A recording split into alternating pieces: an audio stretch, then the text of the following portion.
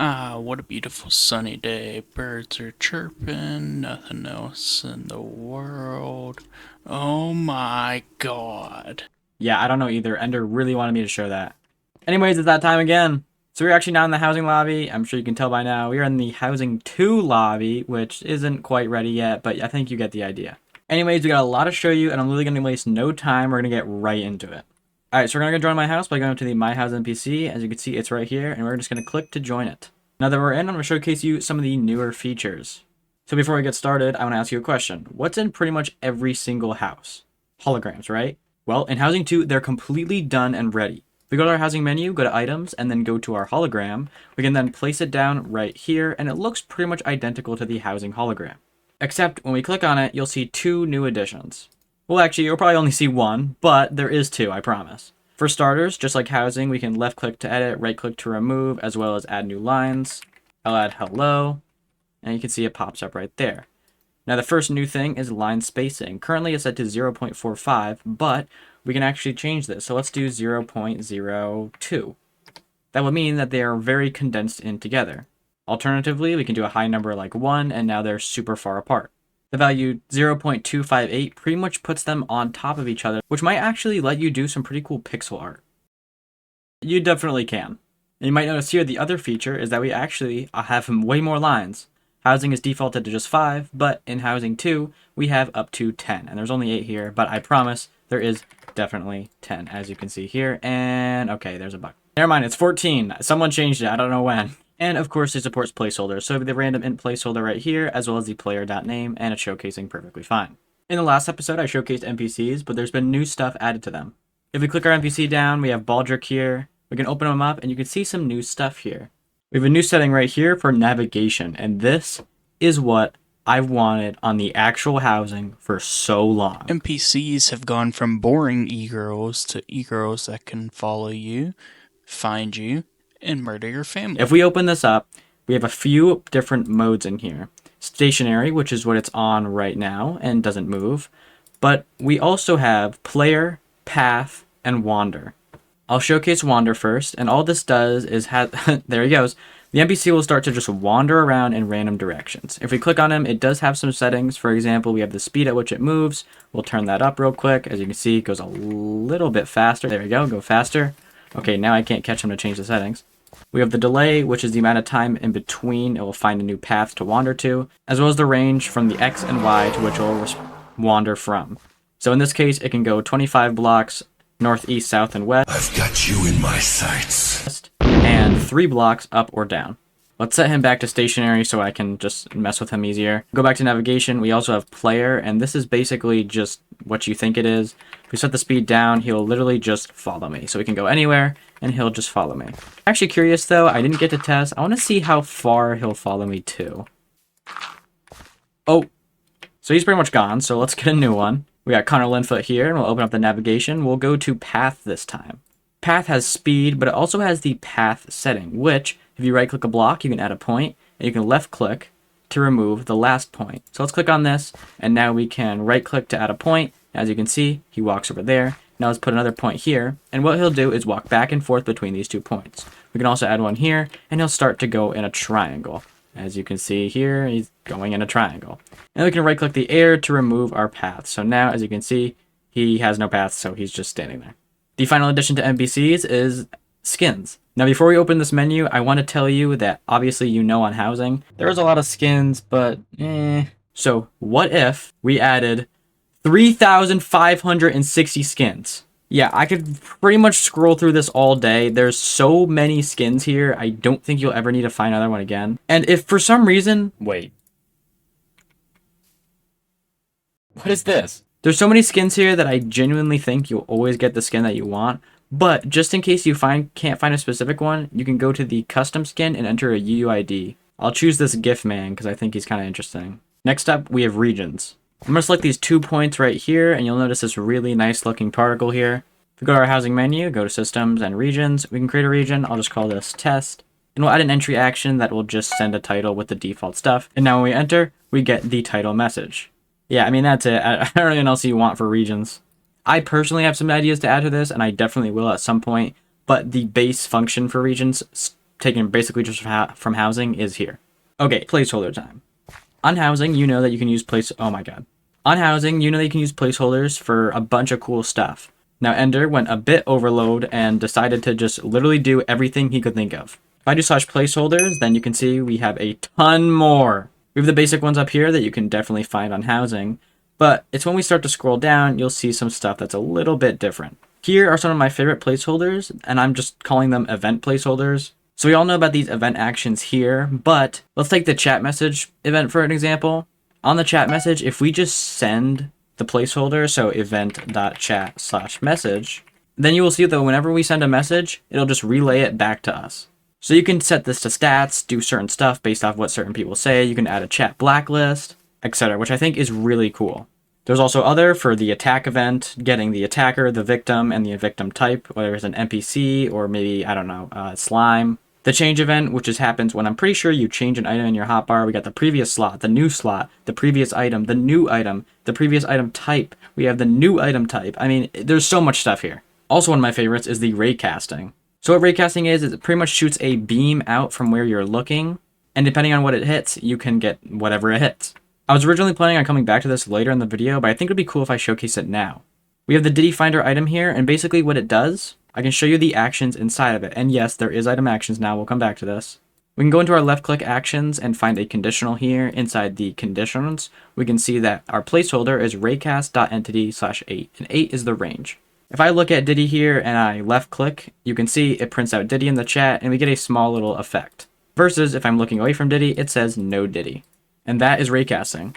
Now I'm not going to go over every single placeholder here, but I'll quickly just showcase. We have placeholders to get what block you're touching, the server's TPS, as well as more advanced Unix times, and a ton of math related placeholders such as rounding, random int, but also random double, having expressions, which is really cool in my opinion, and I personally don't know fully how to use them, as well as command arguments.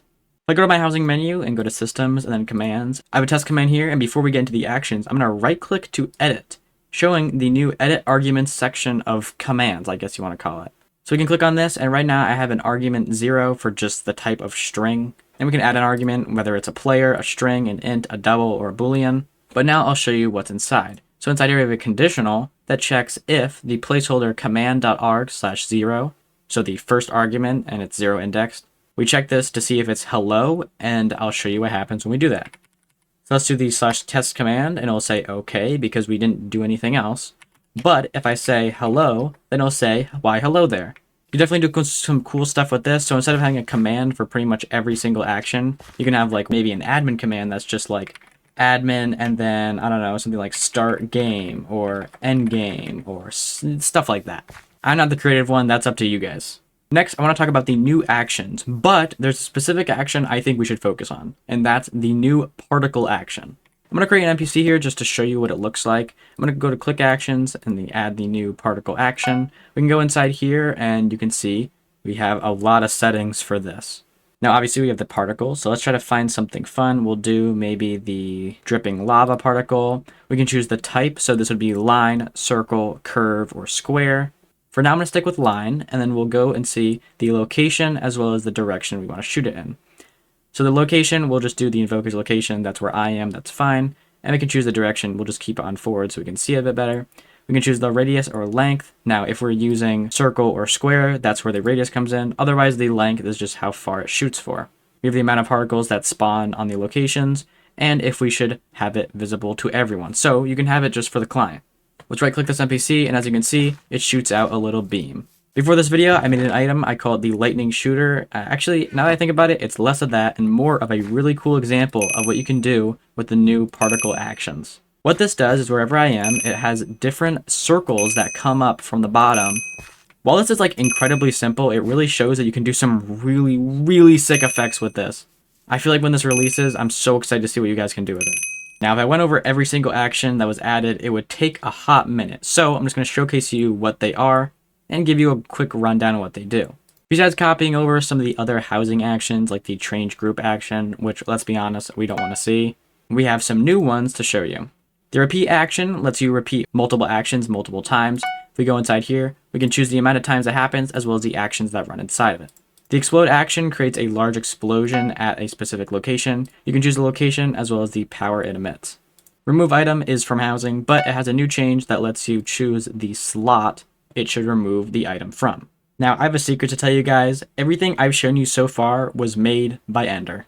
Now, it's not like I haven't contributed to this project at all, but I want to give credits where credit is due. He did make most of the things here that you see today. And honestly, we would have not progressed this far without him, along with the rest of the team who both helped give ideas and playtest the new features that we create. The project isn't even done yet, and PGMA already made the entire Uno card game in Housing 2, and it works, and it's awesome, and it uses like the new actions, and it looks really good, and it's so cool that you can do this already.